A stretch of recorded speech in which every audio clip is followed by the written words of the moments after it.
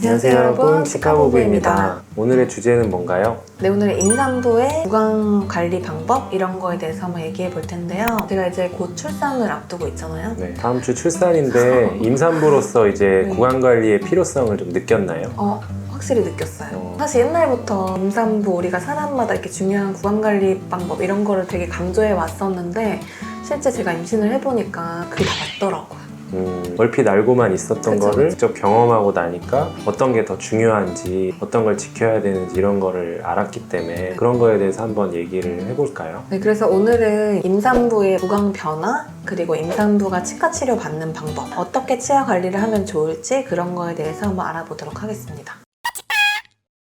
일단 임신을 하게 되면 10달간 신체에 많은 변화가 나타나잖아요. 뭐 신체적으로나 정신적으로도 변화가 많지만 특히 이제 호르몬 변화 그런 게 되게 많기 때문에 잇몸 질환에 좀 많이 노출되게 되죠. 임신하게 되면 가장 두드러지게 나타나는 변화가 임신성 치은염이라고 하는 치은염이 발생을 하는 건데 임산부들의 50% 이상이 다 임신성 치은염을 겪고 있다고 하죠. 이게 어떤 건가요? 네, 임신을 하게 되면 일단 혈액량이 굉장히 증가하죠. 그리고 혈액량이 증가하고 이 체내에 이제 여성 호르몬의 농도가 굉장히 증가하게 됩니다. 그렇게 함으로써 이제 치은에 어떤 변화가 있냐면 혈관벽이 굉장히 약해지고 그리고 이제 세균 증식도 되게 잇몸에 자주 일어나면서 그거에 대한 이제 잇몸이 반응을 할 때 굉장히 크게 반응을 하는데요. 뭐 작은 자극만 있어도 출혈이 굉장히 많이 일어난다든지 치아 주변에 있는 잇몸이 되게 빨갛게 부어 있다든지 그런 현상이 많이 나타나는데 저도 그런 걸 겪었던 것 같아요. 약간 양치를 좀 소홀히 하거나 뭔가 좀 컨디션 안 좋다 그러면은 약간 그 붓기 시작하는 느낌이 딱 들더라고요. 보통은 임신하고 두세 달 정도 되면은 임신성 치은염이 보통 많이 나타난다고 하고 8개월 정도 되면은 가장 많이 심하게 나타난다고 하는데 그리고 출산을 하고도 2, 3개월 정도는 어느 정도 호르몬이 남아있기 때문에 임신성 치은염이 계속적으로 나타날 수 있다고 하고요. 이게 방치되게 되면 이제 잇몸이 상하고 치주염까지 진행을 할 수 있기 때문에 이런 것들은 잘 관리가 돼야 된다고 합니다. 그리고 임신했을 때 이런 증상을 너무 방치해서 치주염이 너무 심하게 발생을 하다 보면은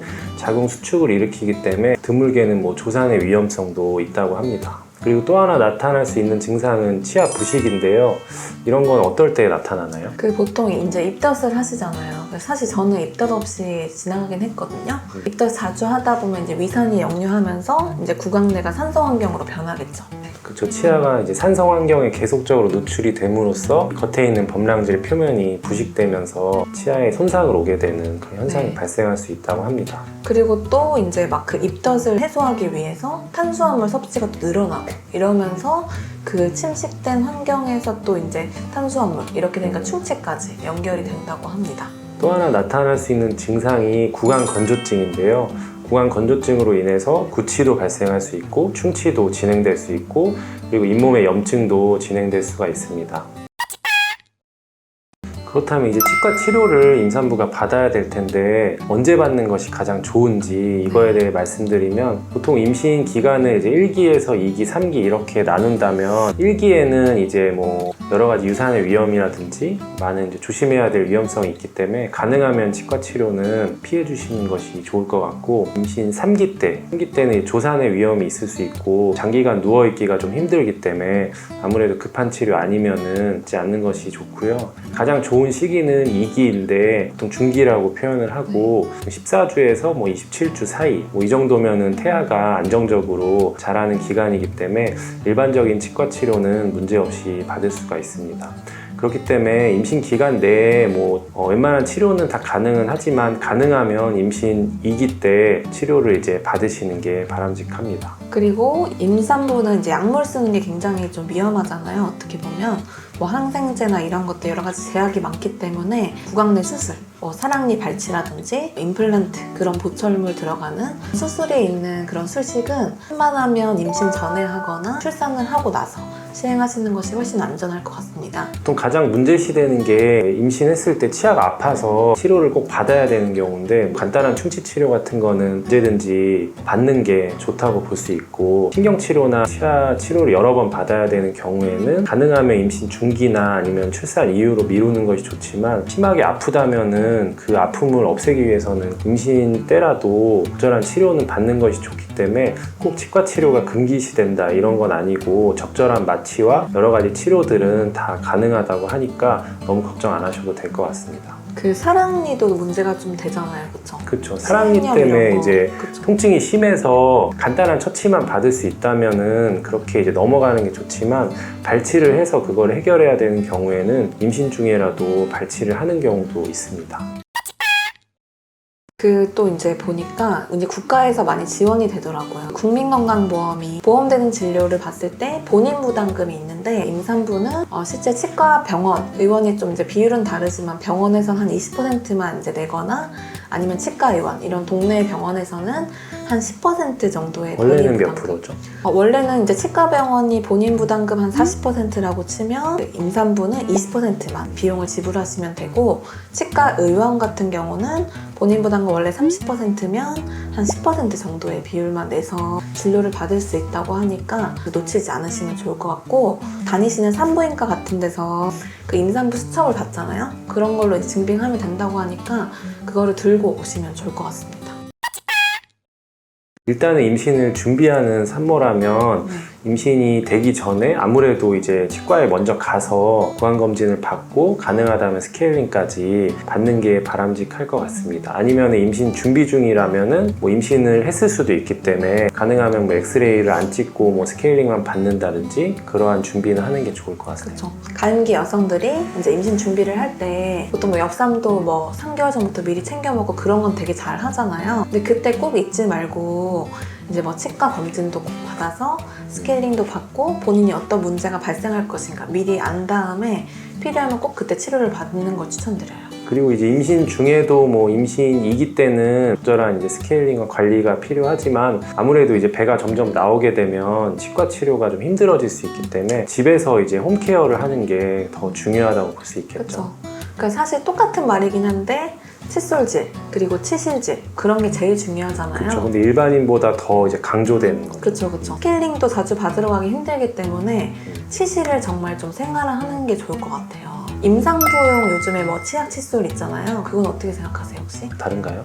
제가 좀 찾아보니까 저는 사실 그런 걸 쓰진 않았거든요. 근데 이제 잇몸이 아무래도 약하다 보니까 제가 봐도 이 치약 같은 경우는 조금 자극이 좀 덜하고 그러니까 좀 마모도가 좀 덜한 그런 치약을 쓰는 게 좀 도움이 될 것 같고 칫솔은 사실은 이제 정말 안 좋은 그 잇몸이 안 좋은 시기가 아니면 일반적인 칫솔을 써도 상관없지만 임신성 치은염이 굉장히 심한 시기 막 정말 건드려도 피가 나고 막 이런 시기에는 조금 자극이 덜한 좀 부드러운 모로 사용을 단기간 좀 해주시는 것도 괜찮을 것 같습니다. 그리고 이제 구강 세정제 관련한 건데요. 저도 이제 잇몸이 한참 좀 안 좋을 때가 있더라고요. 그때 잠깐 단기간으로 이제 구강 세정제를 이제 항균요법을 위해서 한번 써봤는데 그때 좀 다시 좋아지더라고요. 너무 장기간 쓰면 또 입마름 이런 게 생길 수 있으니까 좀 안 좋을 때는 구강 세정제를 좀 써서 잇몸을 좀 더 건강하게 유지할 수 있을 것 같습니다. 그리고 이제 임신하면 구토를 많이 하게 되잖아요. 아무래도 구토하면 양치질을 이제 바로 하는 것보다는 이제 산성 환경을 어느 정도 중성화 시킨 다음에 물로 헹군다든지 아니면 30분 정도 있다가 양치질을 하는 게 바람직할 것 같고요. 그리고 이제 아까 말씀드린 것처럼 통증이 막 심한데 치과 치료를 너무 미루는 것보다는 적절한 시기에 치과 치료를 받는 게 좋은데요. 뭐 치과 치료도 아마 임산부라고 얘기하시면 적절하게 이제 치과에서 조치를 해주시긴 할 텐데 만약에 피치 못하게 엑스레이를 촬영을 해야 된다. 사실 엑스레이가 임산부한테 좋진 않잖아요. 근데 치과 엑스레이 같은 경우는 사실 굉장히 조사량이 미미하기 때문에 사실 위험한 정도는 전혀 아니긴 하지만 그래도 이제 체내에 축적이 될 수 있기 때문에 이게 반복적으로 노출되면 별로 좋지 않아서 정말 꼭 필요한 경우 뭐 한 번 정도는 크게 위험하진 않다. 보통 방호복을 입고 촬영을 그쵸, 그쵸. 하니까 전혀 문제 없고 그리고 이제 보통 이제 우리가 자연 방사선 걸어 다닐 때 쓰는 방사선에 비해서 그렇게 사실 높은 수치는 아니기 때문에 태아한테 문제가 된다는 걱정은 거의 이제 하지 않으셔도 되기 때문에 방사선은 꼭 필요할 때만 촬영을 해서 치과 치료를 받는 게 좋을 것 같습니다. 아이한테 영향을 줄 수 있는 그런 것들이 있을까요? 산모의 그런 구강 환경이? 태아한테 영향을 주는 것보다는 아기가 태어났을 때 치아가 없는 환경에서 아무래도 이제 구강 내 세균이 없는 환경일 텐데 1년 동안 태어나고부터 1년 동안 이제 산모에 있는 구강 내 유해 세균들을 다 옮겨간다고 하거든요, 아이한테. 보통은 수직 감염이 된다고 표현하잖아요, 그쵸? 그렇죠. 아무래도 그쵸, 맨날 접촉을 하는 부모이기 때문에 그렇기 때문에 아이가 태어나기 전에 최대한 구강 환경을 깨끗하게 해서 위에 세균이 최소화된 상태에서 아이가 태어나는 게 바람직하지 않을까 생각합니다. 네, 요즘에 뭐 보건소에서 이제 국가 사업으로 영유아 그리고 이제 산모들을 위한 구강 관리 사업을 많이 시행하더라고요. 그 지역별로 차이가 좀 있긴 한데 교육도 많이 열고 있고 또 교육에 참가하면은 이제 구강 상태 점검도 해주면서 구강 용품도 주고 이제 태어날 아기를 위해서 어떻게 관리하면 되는지 그런 것도 되게 자세하게 설명을 해준다고 하니까 많이 찾아보고 이용해 보시면 좋을 것 같습니다. 시 선생님 다음 주에 출산인데 이런 것들을 잘 숙지를 해서 잘 지켰나요? 네, 사실 저는 좀 무탈하게 좀 잘 지나간 케이스라서 사실 감사하긴 한데 사전에 준비를 해놓으면 나쁠 게 없으니까 좀 더 임신했을 때 편하게 아무래도 힘들잖아요, 임산부들이 배도 불러오고 힘든데 좀 더 편하게 임신 생활을 유지할 수 있지 않을까 그렇게 생각이 됩니다. 그럼 이제 출산까지 건강하게 잘 네, 하시길 바랍니다. 네. 화이팅! 네. 감사합니다. 감사합니다.